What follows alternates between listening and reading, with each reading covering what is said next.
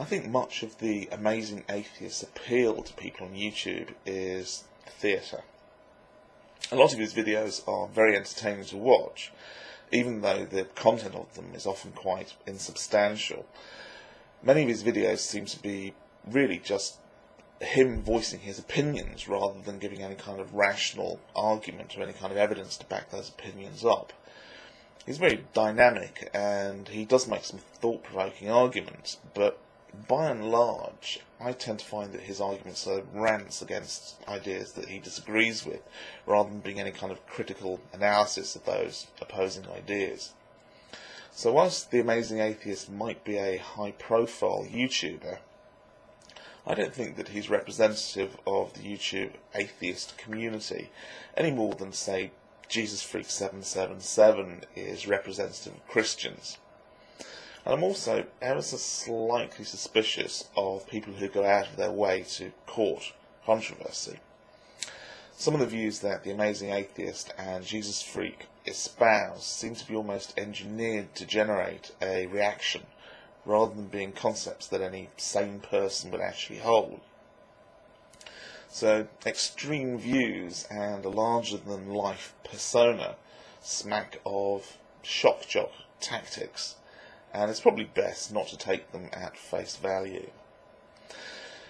I think that you and I are in pretty much total agreement regarding theists who just get on with it, as opposed to those theists who want everybody else to get on with it as well. I don't have any problem with someone else holding views that oppose mine, as long as their holding of those views doesn't actually affect me. So, believing God, or horoscopes, or homeopathy, or not walking on the cracks in the pavement, if you like, I don't care, because it really is none of my business. But don't pass laws that require me to follow those beliefs as well, or implement public funding or tax exemption laws that mean that I pay for them, either directly or indirectly. Anyway, back to the Amazing Atheist video. Condemning someone who says that they believe in evolution whilst at the same time believing in God strikes me as being very close-minded. I don't see how belief in God and belief in evolution are mutually exclusive. Belief in creationism and belief in evolution are incompatible, but belief in God and belief in creationism are not the same thing, and to suggest that they are is dishonest.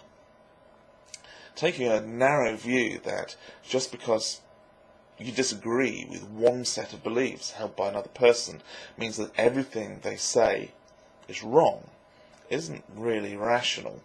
It's no more rational than saying that because parts of the Bible make sense, like be nice to people, then all of it does. Both of them are indications of a lack of critical thinking and a pretty siloed mindset.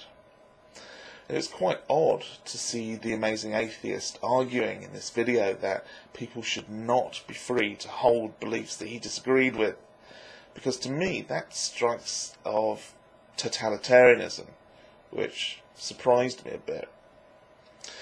Quite often when you're arguing against a very strongly held opposing position, you have to be very careful that you don't end up embracing the same flaws in the argument that you level at your opponent.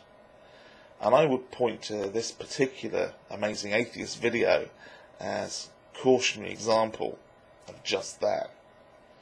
So bear in mind Nietzsche's warning.